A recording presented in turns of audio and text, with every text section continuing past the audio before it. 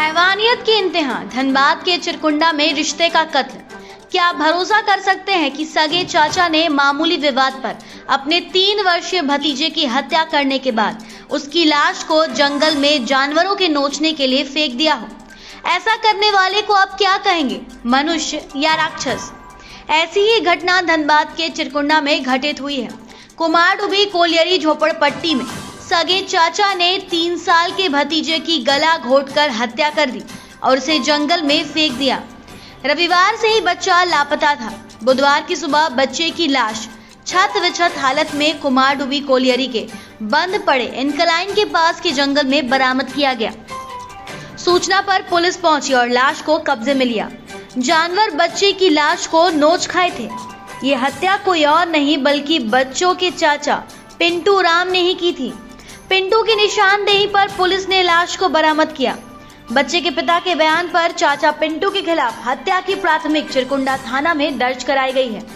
परिजनों के अनुसार दोनों भाई दिहाड़ी मजदूर का काम करते हैं। दोनों भाइयों के बीच किसी बात पर विवाद हुआ। थोड़ी देर बाद शैलेश राम के इकलौते पुत्र को गोद में लेकर उसका भाई पिंटू खेलने लगा, फिर उसे लेकर बाहर निकल गया। देर रात पिंटू अकेला ही घर लौटा। शैलेश व अन्य परिजनों ने बच्चे के बारे में पूछा तो उसने कुछ नहीं बताया। परिजनों ने रात भर बच्चे को ढूंढा लेकिन कुछ पता नहीं चला।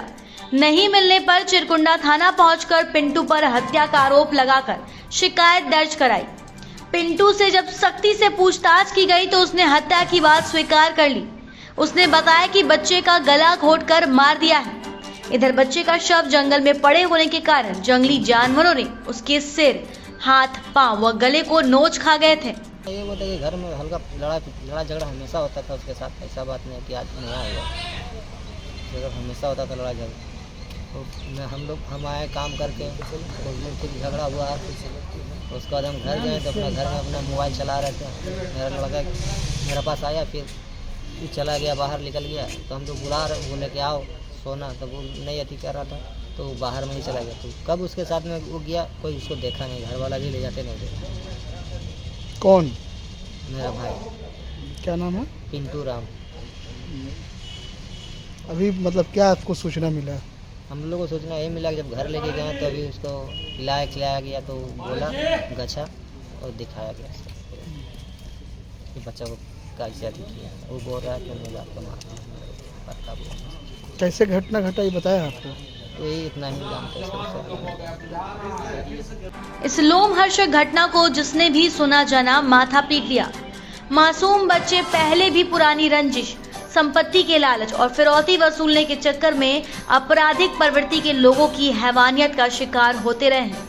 वारदात को अंजाम देने वाले आपराधिक प्रवृत्ति के लोग पुलिस के द्वारा पकड़े जाते हैं, लेकिन मासूम बच्चों के परिजन अपना दर्द जिंदगी भर नहीं भूल पाते।